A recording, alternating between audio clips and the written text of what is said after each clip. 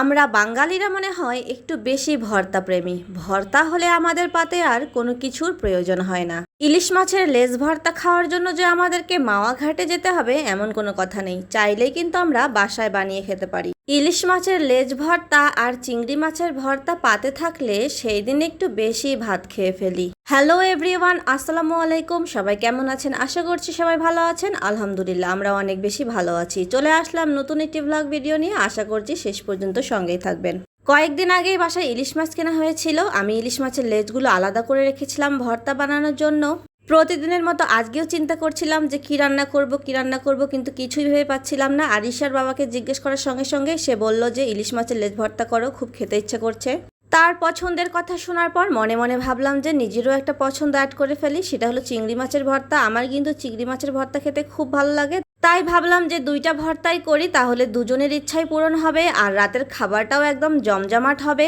যেই ভাবা সেই কাজ। তারপর আর কি ঝটপট করে ইলিশ মাছ আর চিংড়ি মাছগুলো ফ্রিজ থেকে বের করে ভিজিয়ে রেখেছিলাম। ইলিশ মাছগুলো ভালো করে ধুয়ে লবণ হলুদ মাখিয়ে সেগুলো ভাজিতে বসিয়ে দিয়েছি, আর এদিকে চিংড়ি মাছগুলোও বেছে নিচ্ছি। চিংড়ি মাছের ভর্তাটা একটু বেশি করে বানাবো, তাই একটু বেশি করে চিংড়ি মাছ নিয়েছি।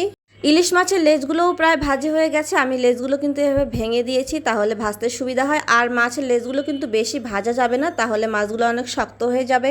আর মাছগুলো বেশি শক্ত হয়ে গেলে কিন্তু ভর্তাটা খেতে ততটাও মজা হয় না। আর এদিকে চিংড়ি মাছগুলো বাছা হয়ে গেছে, আমি সেখানে একটু লবণ হলুদ মাখিয়ে নিলাম আর ফ্রাই প্যানে একটু তেল দিয়ে দিলাম, দিয়ে মাছগুলো এখন এখানে ভাজতে দিয়ে দিলাম।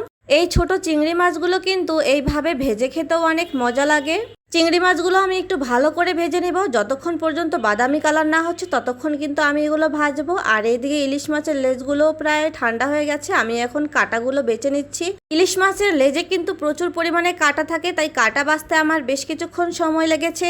আসলে যাদের ছোট বেবি থাকে তারা কিন্তু চাইলেও শখ করে নিজের পছন্দের খাবারগুলো সবসময় বানিয়ে খেতে পারে না। এইদিকে আমার চিংড়ি মাছগুলোও ভাজি হয়ে গেছে, এখন আমি এগুলো নামিয়ে নেব।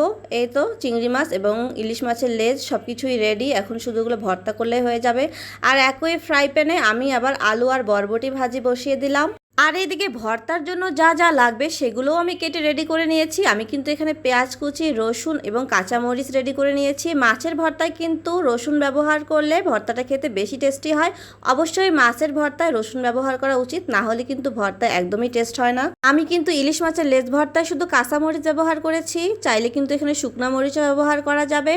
আর এই তো বরবটি ভাজিটাও হয়ে গেছে। আমি কিন্তু ইলিশ মাছের লেজ ভর্তার জন্য পেঁয়াজ মরিচ আর রসুনটা আলাদা করে ভেজে নিয়েছি। এই ভর্তাটার জন্য আমি পেঁয়াজ মরিচটা একটু বেশি করে ভেজেছি লাল লাল করে। আর আমি মাছের ভর্তাটা কিন্তু শিলপাটায় ডলে করব না, আমি হামুতে করে মাছের ভর্তাটা করছি, কারণ মাছের ভর্তায় মাছগুলো একটু গোটা গোটা থাকলে আমার কাছে খেতে ভালো লাগে। ভাজা মাছগুলো আমি হামুতে একটু থেতো করে নিচ্ছি, যাতে মাছগুলো একটু নরম হয় আর কোনো কাঁটা থাকলে যাতে বেরিয়ে আসে, এই জন্যই। মাছগুলো থেতো করা হয়ে গেলে মাছগুলো আমি নামিয়ে নিলাম। আর এখন আমি পেঁয়াজ মরিচ আর রসুনটা থেতো করে নেব। মাছের ভর্তায় কিন্তু রসুনটা খেতে খুবই ভালো লাগে। রসুন পেঁয়াজগুলো আমি একটু হালকা করে থেতো করে নিচ্ছি, মরিচগুলো এখানে থেতো করে নিচ্ছি। হাত দিয়ে ডলতে গেলে কিন্তু হাতে ঝাল ধরতে পারে। ভর্তার সব উপকরণগুলো আমি একসঙ্গে করে মেখে নিচ্ছি, আর এখানে স্বাদ মতো লবণ দিয়ে দিলাম। আর এই ভর্তায় কিন্তু আমি সরিষার তেল ব্যবহার করেছি। ভর্তায় সরিষার তেল না দিলে কিন্তু একদমই ভালো লাগে না। আসলে ভর্তার আসল টেস্টটাই নির্ভর করে সরিষার তেলের উপর। এই তো আমার ইলিশ মাছের লেজ ভর্তা রেডি হয়ে গেল। এখন আমি চিংড়ি মাছের ভর্তাটা করে নেব। চিংড়ি মাছের ভর্তাটা কিন্তু আমি শিলপাটায় ডলে করব, কারণ হাত দিয়ে এইটা ভর্তা করা সম্ভব নয়। চিংড়ি মাছ যেহেতু শক্ত, তাই অবশ্যই শিলপাটায় ডলে এই ভর্তাটা করতে হবে। আমি কিন্তু প্রথমেই চিংড়ি মাছগুলোকে বেটে নিচ্ছি, এরপর পেঁয়াজ মরিচ বেটে নেব। আমি কিন্তু এখানে দুইটা শুকনা মরিচও ব্যবহার করেছি। চিংড়ি মাছের ভর্তায় শুকনা মরিচ দিলে আমার খেতে ভালো লাগে। সব কিছু ভালোভাবে বেটে নিয়েছি। এখন আমি পরিমাণ মতো লবণ ও সরিষার তেল অ্যাড করে ভর্তাটাকে খুব ভালোভাবে মাখিয়ে নিলাম। তারপরে কিন্তু আমি একটু লবণটা টেস্ট করে দেখলাম লবণটা হয়েছে কিনা। লবণ কিন্তু একদম পারফেক্ট হয়ে গেছে।